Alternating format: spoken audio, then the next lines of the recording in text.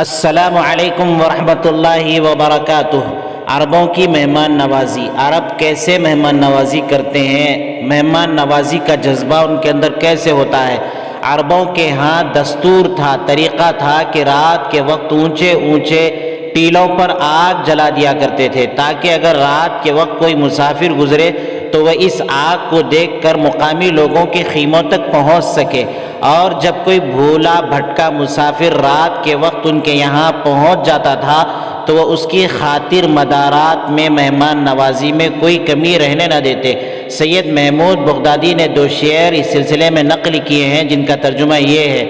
ایک آقا اپنے غلام سے کہتا ہے، اے واقد اونچے ٹیلے پر آگ جلا دے، رات نہایت سرد ہے، ٹھنڈی ہوائیں چل رہی ہیں، ممکن ہے کوئی بھٹکا ہوا راہی راستے پر چلنے والا تیری آگ کو دیکھ لے، اگر تیری اس جلائی ہوئی آگ نے کسی مہمان کو اپنی طرف کھینچ لیا تو تجھے آزاد کر دیا جائے گا۔ کبھی کبھی یہ لوگ بجائے آگ جلانے کے عود اور دوسری خوشبودار چیزیں بھی جلاتے تاکہ ہوا کے جھونکے وسیع و عریض صحرا میں دور دور تک مہک پھیلاتے رہیں اور مسافر یہ خوشبو سونگھ کر ان کے پاس پہنچ جائیں، پھر وہ اس کی ضیافت مہمان نوازی کر کے لطف اندوز ہو مزاج لیں۔ بعض لوگوں نے اس مقصد کے لیے کتے پال رکھے تھے جو رات کے سناٹے میں بھونکتے تھے اور دور دراز تک ان کی پھیلتی یہ آوازیں شب کے صحرا نوریدوں کو میزبانوں کے خیموں تک پہنچا دیتی تھیں۔ رات کی جنگل میں اس طرح وہ ان کی مہمانی کر کے اپنے روح کو سکون بخشتے تھے۔ ایک موقع پر ایک شاعر نے اپنے بیٹے کو اپنے کتے کے بارے میں یہ وصیت کی، میرے بیٹے، میں تجھے اپنے کتے کے بارے میں وصیت کرتا ہوں کہ اس سے اچھا سلوک کرنا، اس میں بعض خوبیاں ایسی ہیں جو مجھے بہت پسند ہیں۔ ان میں سے ایک خوبی یہ ہے کہ جب فضا رات کی سیاہ چادر اوڑھ لیتی ہے، یعنی رات ہو جاتی ہے، تو یہ میرے مہمان کو رات کی تاریکی ہی میں میرے پاس کھینچ لاتا ہے، کیونکہ اس وقت آگ جلانے والے سو جایا کرتے ہیں۔ تو ان واقعات سے، اس واقعے سے پتہ چلا کہ عرب بہت زیادہ مہمان نواز ہوا کرتے تھے۔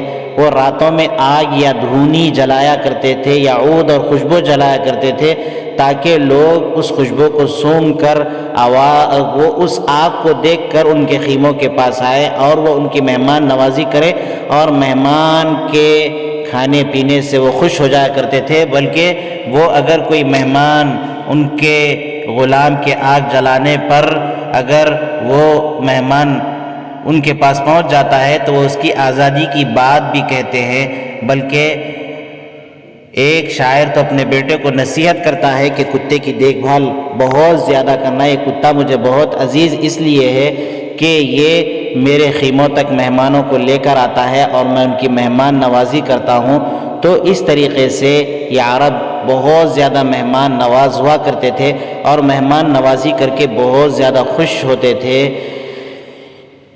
عربوں میں مہمان نوازی بہت زیادہ مشہور تھی۔ یہ عربوں کی مہمان نوازی کے بعض نمونے ہیں۔